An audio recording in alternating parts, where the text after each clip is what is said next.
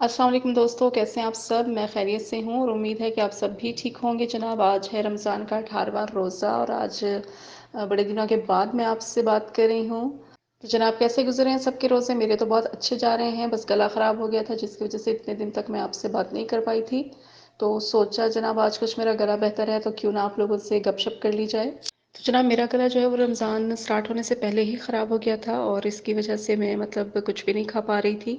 मतलब वो बिल्कुल जो मरीज़ों वाला खाना होता है ना उस पे चल रही थी मैं। रोज़े छोड़ने का भी कोई फ़ायदा नहीं था क्योंकि खा तो मैं वैसे ही कुछ सकती नहीं थी। तो फिर बेहतर ये था कि मैं रोज़े रखूँ और रोज़े अफ्तारी के टाइम पर जो है वो मैं अपना मरीज़ों वाला खाना खा लेती थी और ये सब लोग जो है मज़े से पकोड़े, समोसे, रोल, कचौरियाँ टाइप चीज़ें खाते थे। ऑल्दो कि हमारे घर में ये चीज़ें बहुत ज़्यादा नहीं होती क्योंकि ऑयली चीज़ें जो है वो बहुत ज़्यादा कोई पसंद नहीं करता। तो इस वजह से जो है वो लाइक फ्रूट्स वगैरह या इस तरह की चीज़ें ही पसंद की जाती हैं ज़्यादा। तो लेकिन फिर भी मतलब जो भी ये लोग खा रहे थे मैं वो नहीं खा पा रही थी और देखती रहती थी। मैंने को एक दिन तो मैंने रोना शुरू कर दिया था कि मतलब ये क्या है यार कब मेरा गला ठीक होगा। जनाब, लेट मिलने की आप लोगों से यही वजह है कि मैं चाह रही थी कि मेरा गला जो है वो थोड़ा सा बेहतर हो ताकि आप लोग अगर मतलब मेरी आवाज़ सुन के उसे समझ तो पाए ना कि मैं क्या कह रही हूँ। आपको ये ना लगे कि ये क्या मतलब गले में से मेंढक फंसाए हुए हैं और ये हमसे आके बातें करी है। तो जनाब, मेरे रोज़े तो बहुत अच्छे गुजरे हैं और उम्मीद है कि आप सबके रोज़े भी बहुत अच्छे गुजर रहे होंगे। तो जनाब, वैसे तो मैं उन लोगों में से हूँ जो बिल्कुल लास्ट पे जाकर ईद की शॉपिंग करते हैं, लेकिन इस बार ईद की शॉपिंग का कोई प्लान नहीं है। जितनी महंगाई हो चुकी है ना, मतलब महंगाई तो हर दिन बढ़ती है लेकिन पेस हमारी तो उस तरह नहीं बढ़ती है। तो मैंने ये सोचा है कि मतलब ईद की शॉपिंग नहीं करूँगी मैं इस बार। और वैसे भी मुझे मतलब मेरे पास एक सूट पड़ा हुआ था तो मैंने सोचा है कि बस वही सिला लूँगी। ईद का मतलब दिन है तो बस फर्स्ट डे ही पहन लूँ तो बड़ी बात है, वरना तो ईद सो के गुजारनी होती है हमने।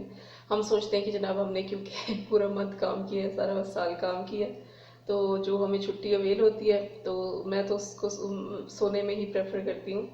और ईद के फंसे ही ज़्यादातर लोग आते हैं क्योंकि अबू भाइयों में सबसे बड़े हैं, तो जनाब उस वजह से जो सब चाचू हैं मेरे यहाँ पर वो ईद के फर्स्ट डे ही अबू से मिलने आते हैं।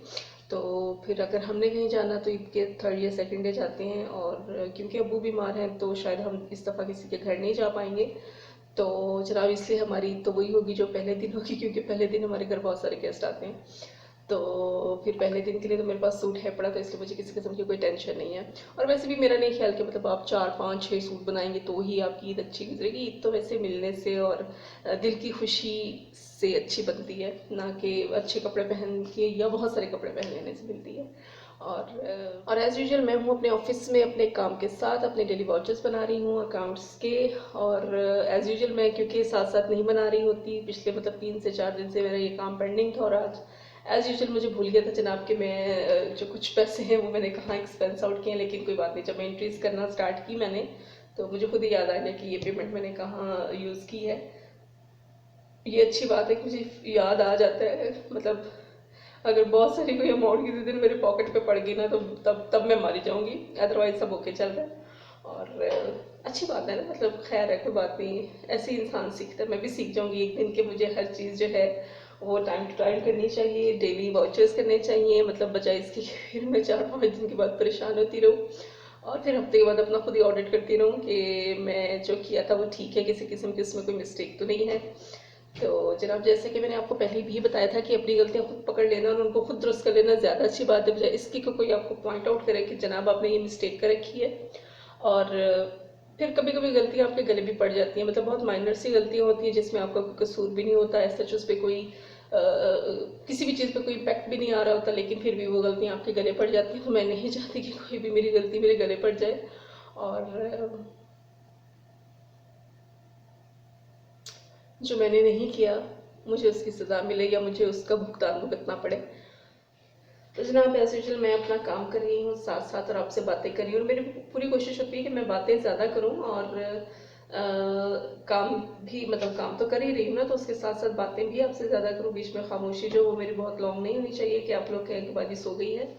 तो अच्छा, रमज़ान के साथ साथ आज एक मतलब रमज़ान तो है ही और उसकी तो बातें होती ही रहेंगी। मैं साथ एक मज़ीद भी आपसे एक टॉपिक जो है वो डिस्कस करना चाह रही हूँ। आप लोग अपने जो कमेंट्स हैं या जो आपकी राय है वो अपने मुझसे मेरे कमेंट्स में ज़रूर शेयर कीजिएगा, ताकि मुझे पता चले कि आप लोग क्या सोचते हैं इस बारे में। अपने इस टॉपिक के लिए मैंने अलहदा से एक व्लॉग बनाया है, तो इस व्लॉग में बताने का मकसद ये है कि आप लोग मेरा वो व्लॉग भी ज़रूर देखिएगा और फिर मुझसे अपनी राय का इजहार ज़रूर कीजिएगा, और फिर आप लोगों की कोई सजेशंस हो तो वो भी ज़रूर दीजिएगा। और बहुत से लोगों ने तो ईद की शॉपिंग ऑलमोस्ट कर ली होगी, बहुत से लोग होंगे जो अभी तक ईद की शॉपिंग जिन्होंने स्टार्ट नहीं की होगी, और कुछ लोग होंगे जो साथ साथ कर रहे होंगे। तो जनाब, आप इनमें से कौन से हैं, आप ईद की शॉपिंग पहले ही कर लेते हैं रमज़ान के स्टार्ट में, या स्टार्टिंग रमज़ान में, मिड रमज़ान में, या फिर बिल्कुल आखिर वाले आप भी मेरी तरह? तो कमेंट्स में ज़रूर बताएगा कि किस किस ने शॉपिंग कर ली और कौन कौन जो है वो भी कर रहा है। होपफुली दोस्तों आपको मेरा ये ब्लॉग पसंद आएगा, फिर किसी नेक्स्ट ब्लॉग में मुलाकात होगी आपसे, तब तक के लिए अल्लाह हाफिज़।